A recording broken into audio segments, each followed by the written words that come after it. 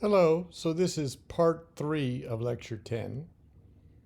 And at the end of part 2, I showed you this graph and said that the actual data on potential output, the growth in it year over year, has come down gradually since the 1950s, the 1960s and 70s having relatively high growth.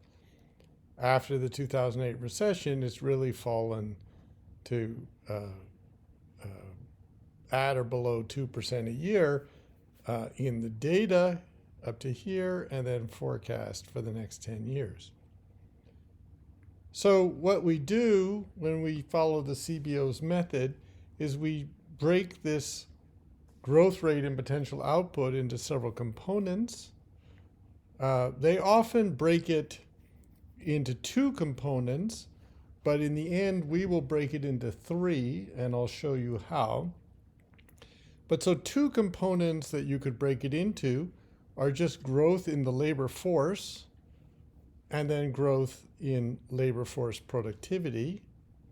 And we see that we had actually very rapid growth in the labor force in the 1970s up until the early 1980s. During this time period, a lot of this was women coming into the workforce, and then a gradual slowing of the growth of the labor force until now it's projected to grow at a very low level of less than 0.5% a year for the next 10 years. So that, of course, is a big drag on estimates of how fast the economy will grow. If you thought the labor force was growing at 1.5% or even 1% a year historically, and then now it's growing at, you're taking 0.5 percentage point off as we go down here just from slower growth in the labor force. And then we have a decline that's not as pronounced. It's somewhat pronounced, why? Because it's about the same, in estimates of how much labor force productivity is going to grow from, say, close over 2% or close to 2% down to, say, 1.5%. And then this gives us, when you take this all together, the total estimates of the growth in potential output would be 4, 3.1, 3.2, something like that, and then getting down to below 2%, 2% or below for this time period. Now what we're actually going to do is use the Solow growth model, or what they do, and I'll discuss how they do it. Our notation is slightly different from theirs. I'll discuss why.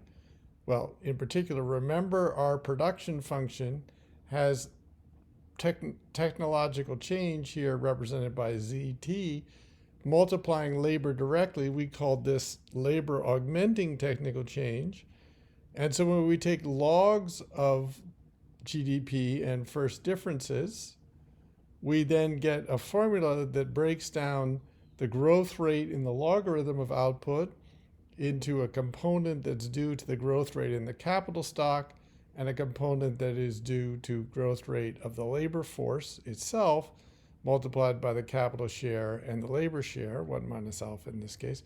And then this additional term, all together 1 minus alpha growth of labor augmenting technical change, this entire term corresponds to multi-factor productivity. And the growth rate in output per worker, which we focused on in this graph here in these lighter bars, the growth rate of output per worker could be broken down into what's coming from total factor productivity and what's coming from what's called capital deepening, or the growth rate of the capital stock relative to the workforce. And so we can talk about the growth in capital intensity if we want to model the growth rate of output per worker. So, I mean, this is important because if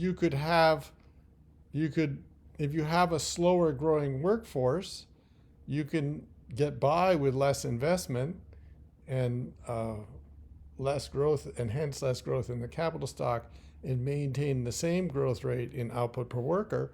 just because we don't need to equip as many workers with capital. All right. So what the CBO, the Congressional Budget, actually does when they model the economy as a whole is they break up the economy into a number of sectors. The biggest one by far is the non-farm business sector, and this is the one that we'll focus on.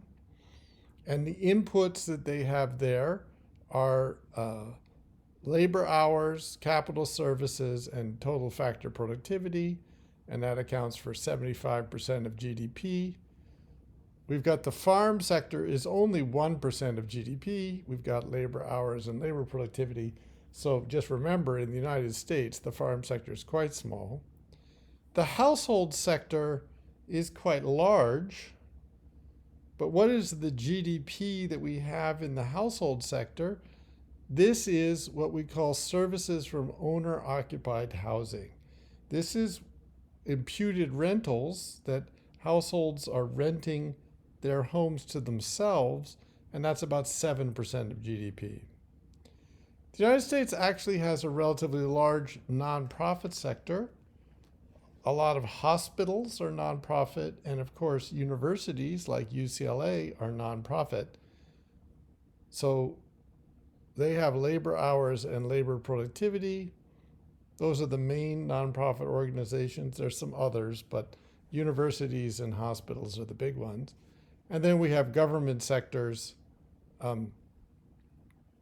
which of course it's even hard to measure the output of the government sector.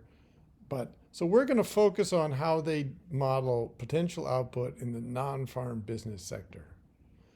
And for that, they're using a production function. It's related to what we use in the Solow growth model. So just remember, in the Solow growth model, we have GDP is a function of capital to the power alpha and effective labor to the power 1 minus alpha. You could read this as capital to the alpha, z to the 1 minus alpha, and L to the 1 minus alpha separately.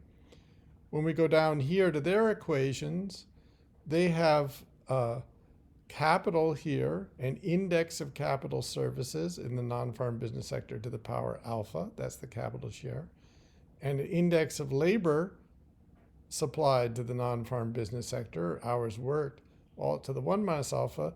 And then this term A, which they call total factor productivity, corresponds to RZ to the 1 minus alpha. So that's why I keep saying they're equivalent in terms of how we measure productivity. All right. So then, how do they measure the output of this sector, or the treatment of labor in this sector?